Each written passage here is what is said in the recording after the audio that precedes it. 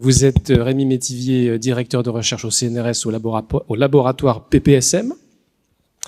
Et Cataline Miron, vous êtes directeur de recherche au CEA au LIDIL. Voilà. Ayant dit ça, première question, quels sont vos thèmes de recherche à vous au départ? Quels sont vos domaines? Eh bien, donc, dans le cadre de mes recherches, en tant que chercheur CNRS à l'ENS Paris-Saclay, moi je travaille sur la photochimie moléculaire et notamment sur des thématiques qui portent à la fabrication de molécules avec des propriétés de couleur et de fluorescence notamment, modulables en fonction de stimulus externes comme la lumière. Cataline Miron, même question, pour comprendre d'où vous venez. Oui, moi je suis physicien et j'ai rejoint le royaume de la lumière, si je peux dire ainsi, dès mon stage de DEA, il y a 30 ans, au laboratoire LUR, laboratoire pour l'utilisation du rayonnement électromagnétique. Et depuis, je l'ai jamais quitté, ce royaume de la lumière, où j'ai travaillé sur avec toutes sortes de sources de lumière, des plus compactes, comme les sources basées sur l'excitation d'atomes rares, ou bien les lasers qui tiennent sur une table, jusqu'aux plus grosses, qui sont des lasers à électrons libres et qui sont basés sur des accélérateurs de particules qui font plusieurs kilomètres de longueur. Et donc, sur ces sources de lumière, j'utilise des spectroscopies d'électrons, d'ions, spectroscopie des rayons X, parfois opérées en mode coïncidence pour explorer les phénomènes ultra rapides dans une très grande diversité de systèmes, allant des atomes et des molécules jusqu'aux très gros objets que peuvent être les nanoparticules, par exemple. Alors, un PEPR, ça a été indiqué avec l'image de l'équipe et des capitaines d'équipe, c'est une histoire d'hommes et de femmes. Est-ce que vous connaissiez avant le PEPR déjà, vous? Parce que c'est le cas dans certains cas, c'est le cas dans certains PEPR, je veux dire. Là, est-ce que vous connaissiez tous les deux? Ou c'est le PEPR qui vous a fait vous rencontrer? Je vais vous donner une réponse qui va sans doute vous étonner beaucoup. Mais alors que nos deux laboratoires sont à 2 kilomètres à pied l'un de l'autre, il se trouve que Rémi, il était actif dans le laboratoire d'excellence, le LabEx Nano-Saclay. Moi-même, j'étais dans le LabEx Palm. En tant que chercheur, Rémi est rattaché à la Graduate School de chimie de l'Université Paris-Saclay. Moi, je suis à la Graduate School de physique. Donc, ce qui fait que nous ne nous connaissions pas du tout au moment où nous avons travaillé ensemble, commencé à travailler ensemble. Et encore plus drôle, je peux vous dire que nous nous sommes rencontrés en face à face presque 2 ans après le début de travail et de ce travail collectif, quand on a commencé à réaliser des auditions pour les chefs de programme que nous avons recrutés au CEA et CNRS pour nous aider. Donc voilà, ça montre un peu notre résilience et notre capacité, peut-être qu'on a apprise grâce à la crise Covid de travailler ensemble dans des conditions un peu particulières, extrêmes. Ouais. Rémi Métivier, est-ce qu'on peut revenir un peu plus précisément cette fois-ci sur les enjeux de ce PEPR dit exploratoire? C'est finalement quoi les attentes et les besoins qui ont justifié la création de ce projet? Je pense que ce qu'il faut dire, c'est que les sciences de la lumière, au sens très large, c'est une science qui atteint maintenant un niveau de maturité vraiment très intéressant. Et c'est ça qui fait que le PEPR a du sens aujourd'hui. Alors, quand je parle de maturité, j'entends d'une part les sources de lumière désormais disponibles, puisqu'on peut maintenant utiliser des lasers à impulsion extrêmement courte, femto, attosecondes. D'un autre côté, les chimistes, les biologistes sont maintenant en capacité de concevoir avec une extrême finesse, maîtrise, les molécules, les matériaux, avec de plus en plus de capacité à capturer efficacement la lumière pour générer de nouvelles fonctionnalités. Donc du fait de ce côté physique, côté source, quand j'ai dit source, les plus sophistiquées, mais aussi les plus simples, les plus portatives, des sources qui sont peu coûteuses, qui sont des micro-lasers ou des systèmes qui peuvent du coup, avec très peu d'énergie, délivrer de la lumière un petit peu dans n'importe quel milieu. Donc du fait de ces développements en physique, en chimie, en biologie, ça a donné la possibilité maintenant d'adresser des choses particulièrement importantes. Alors du coup, pourquoi le PEPR? Sur cette base-là, eh bien, il faut savoir que d'une part, la lumière, c'est, et ça je pense que je surprendrai personne ici, c'est une source d'énergie, c'est certainement la source d'énergie renouvelable la plus abondante qu'on puisse trouver. Donc c'est pour le domaine de l'énergie quelque chose d'extrêmement important. D'autre part, la lumière, c'est quelque chose d'extrêmement précis. Avec une précision quasi chirurgicale, on peut intervenir sur la matière, y compris la matière vivante, et pour des thématiques en lien avec la santé. C'est également une source, un outil propre. On peut utiliser des photons pour faire de la chimie verte et jusqu'à développer ce qu'on peut imaginer pour l'industrie du futur, la fabrication de molécules et matériaux de manière éco-responsable. Et puis enfin, la lumière, ça a encore des côtés extrêmement mystérieux, et là on va y revenir certainement tout à l'heure, mais la chiralité notamment, et sous l'angle des interactions lumière-matière, il y a encore énormément de choses à découvrir. Et on va parler des différents axes thématiques qui sont poussés par le PEPR. C'est quoi les grandes étapes de la conception d'un programme comme celui-ci ? Eh bien, dans le cas de l'humain, les grandes étapes ont été nombreuses et complexes. Donc, il y a eu d'abord l'idée, et pour ça, l'idée est venue de l'Institut de chimie, CNRS Chimie aujourd'hui. À l'époque, c'était encore l'INC.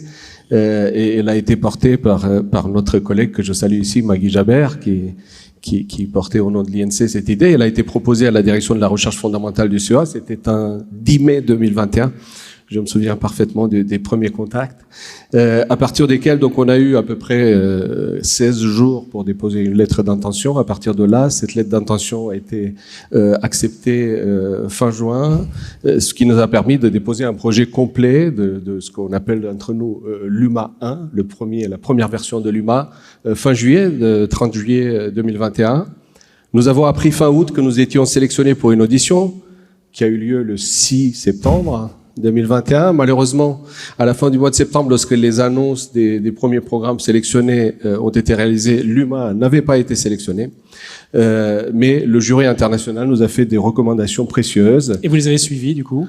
Tout à fait. La critique la plus importante, c'est qu'on avait on avait été un peu trop large du point de vue thématique. Les thématiques n'étaient pas assez ciblées. Donc, nous avons fait appel à l'ensemble de la communauté. J'aurais dû dire ça parce que le projet, évidemment, c'est pas ni Rémi et moi, ni Maggie qui l'ont écrit, mais on a fait appel tout de suite à la communauté scientifique. On a constitué des binômes sur des axes disciplinaires et un axe transverse autour de la modélisation.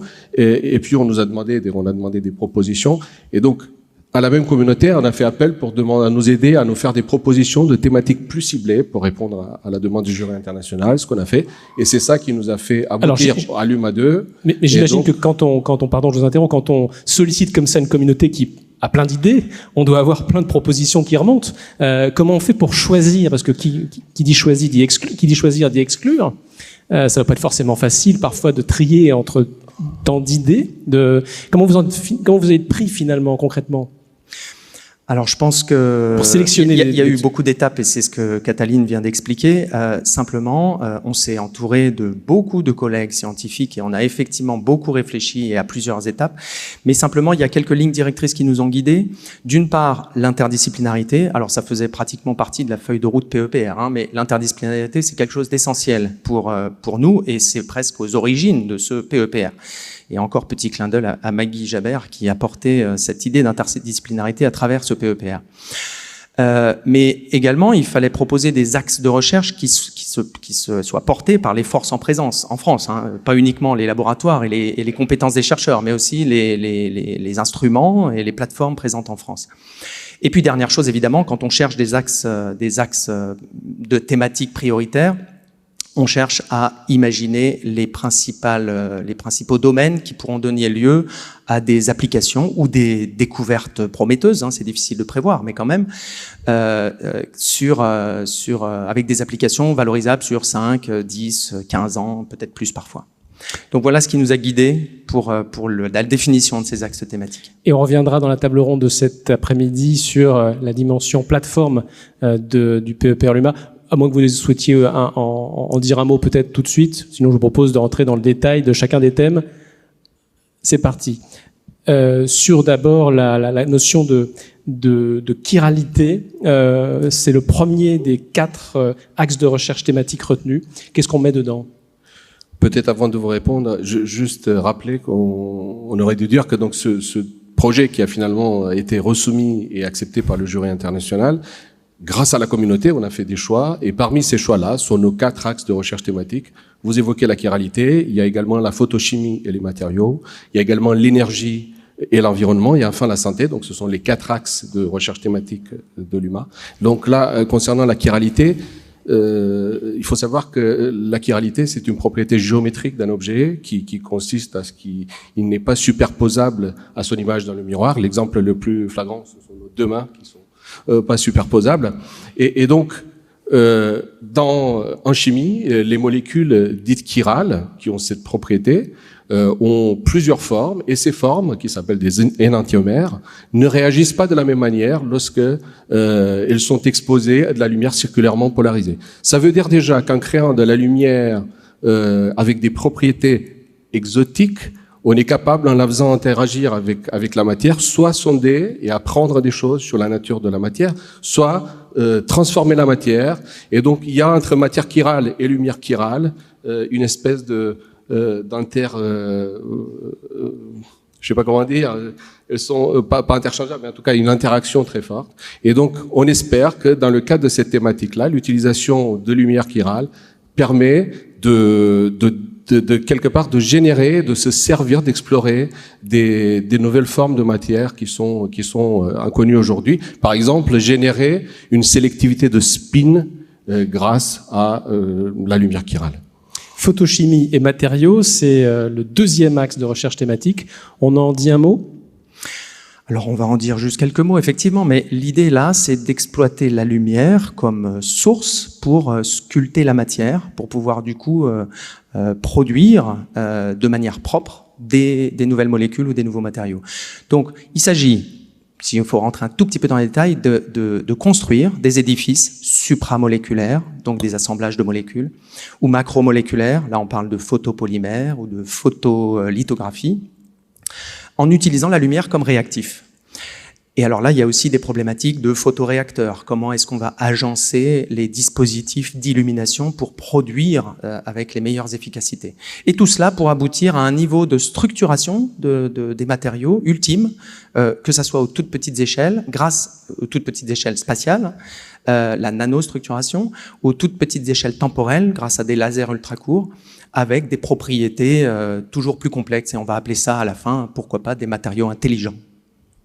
On poursuit avec la notion d'énergie et d'environnement. Pour ce qui concerne la thématique énergie et environnement, effectivement, le point de départ là, c'est la capacité de la nature de transformer très efficacement l'énergie lumineuse, l'énergie solaire, en énergie chimique. Et donc là, l'idée, c'est de s'inspirer grâce à des synergies entre la science biomoléculaire et la science des matériaux pour créer des systèmes hybrides qui prennent le mieux des 2 mondes et qui proposent des dispositifs qui soient extrêmement efficaces, efficients, même on peut dire, pour la transformation de l'énergie solaire en carburant solaire. Donc ça, c'est une chose. Et concernant la partie environnement, il s'agit de comprendre les phénomènes donc de façon la plus précise possible, les phénomènes de photodégradation, pour pouvoir ensuite s'en servir pour la photoprotection, aussi bien des dispositifs, des systèmes, que des objets, y compris des objets de patrimoine. Et last but not least, le 4e thème, c'est la santé. Alors les thérapies à base de lumière existent déjà, hein. Simplement c'est des applications plutôt de niche jusque maintenant. Et donc là, grâce au PEPR, on l'espère, l'idée est d'élargir la palette des dispositifs de soins qui exploitent la lumière, des photomédicaments, des photothérapies dynamiques, thermiques, qui puissent permettre de cibler localement. Alors pour cibler, on va également s'appuyer sur des nanoparticules multifonctionnelles. Donc cette association de matériaux nanométriques multifonctionnels avec des sources de lumière à la fois bien contrôlables spatialement et temporellement devrait nous permettre d'aboutir à des nouveaux développements qu'on souhaite porter jusqu'au préclinique, hein, de la recherche la plus amont jusqu'au préclinique dans notre cas. Et il nous reste quelques petites minutes pour finir ce tour d'horizon très rapide, mais bien sûr, vous le savez, on va revenir en détail, notamment dans les Moonshots Project demain matin sur un certain nombre d'aspects évoqués maintenant. Mais pour terminer, j'ai 2 questions. La première concerne celle qui a trait à la notion de pluridisciplinarité. C'est un PEPR vraiment très pluridisciplinaire. En quoi est-ce que c'est un atout en quoi est-ce que c'est pas aussi un peu un challenge au sens où il faut les faire se parler ensemble, ces disciplines? Alors c'est un challenge, d'autant plus challenge que, comme l'a expliqué Cataline tout à l'heure, c'est ce qui nous a fait chuter lors de la première vague de l'appel PEPR. C'était pas uniquement ça, mais entre autres, le jury international nous a clairement dit que il fallait favoriser beaucoup plus que ce qui était apparent dans notre premier projet, la fertilisation croisée entre les disciplines ou les communautés déjà établies. Donc c'est vrai que ça a été pour nous avant tout une difficulté, quand bien même on était parti avec cette idée d'interdisciplinarité. Mais donc, il a fallu faire émerger cette multidisciplinarité, cette interdisciplinarité, à partir de tous les collègues scientifiques. C'est aussi une difficulté parce qu'évidemment, on a l'habitude de converser avec nos collègues, mais pas forcément avec ceux des autres disciplines. Donc, on apprend à se connaître. Cataline l'a dit tout à l'heure, beaucoup en visio, ça non plus, c'est pas forcément évident, mais ça a plutôt bien marché. Donc à la fin, c'est évidemment un atout, parce que tout ce qu'on vous a cité jusque maintenant, les 4 axes thématiques en question, font intervenir des compétences croisées, complémentaires de ces différentes disciplines. Donc c'est évidemment un atout et c'est un challenge pour les années qui vont suivre. Et enfin, peut-être un mot de conclusion sur les conditions du succès. À quelles conditions vous pourrez dire que ce PEPR, dans quelques années, aura été un succès ?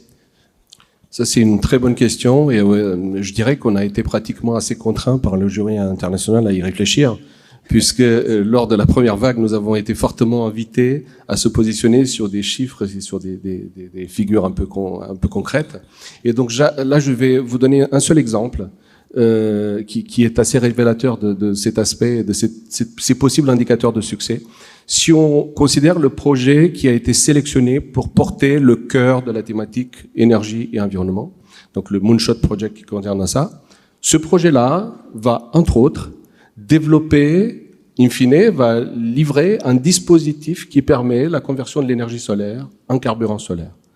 Donc l'idée, c'est là, les objectifs qu'ils essaient d'atteindre, c'est que de proposer des surfaces photosensibles dont la surface totale soit supérieure à 10 cm², avec un objectif à la fin du programme, donc 2030, de 100 cm², un objectif à long terme, le mètre carré de surface efficace du dispositif, aussi des efficacités supérieures à 1%, avec un objectif à moyen terme de 5% et l'objectif à long terme de 10% de la conversion de l'énergie solaire en énergie chimique, et enfin une stabilité du dispositif qui soit supérieur à 10 heures, mais avec un engagement pour la fin du programme à 48 heures et un souhait à long terme d'arriver à des dispositifs de conversion qui soient stables, qui fonctionnent de façon stable pendant 1 mois. Donc ça, c'est des engagements concrets. Donc si on arrive à obtenir dans le cadre de ces recherches, on peut dire que c'est un succès. De même que pour l'axe santé, si on arrive à déterminer des méthodes de traitement du cancer du pancréas in situ grâce à la lumière sur la base d'une photothérapie, une thérapie photodynamique, ça sera une belle victoire. C'est un succès. Et pour finir, je dirais que le vrai indicateur de succès, ça pourrait être notre capacité collective à démontrer que les interactions lumière-matière sont vraiment un vecteur qui permet de répondre à des vrais problèmes de la société. Et que de fait, comme ça a été mentionné par Monsieur Germinet, que ça puisse aboutir peut-être sur une stratégie nationale, donc sur une continuation de ça, sur la base de cette démonstration de notre PEPR exploratoire. Donc ça serait un vrai succès. Eh ben, merci beaucoup à vous deux de vous être livrés à l'exercice consistant à parler d'un sujet si riche en si peu de temps. Je vous souhaite le meilleur pour la suite. Bien sûr, vous restez avec nous, évidemment. Et je vous remercie de bien vouloir applaudir donc Rémi Métivier et Cataline Miron, co-directeurs du PEPR Luma. Merci beaucoup.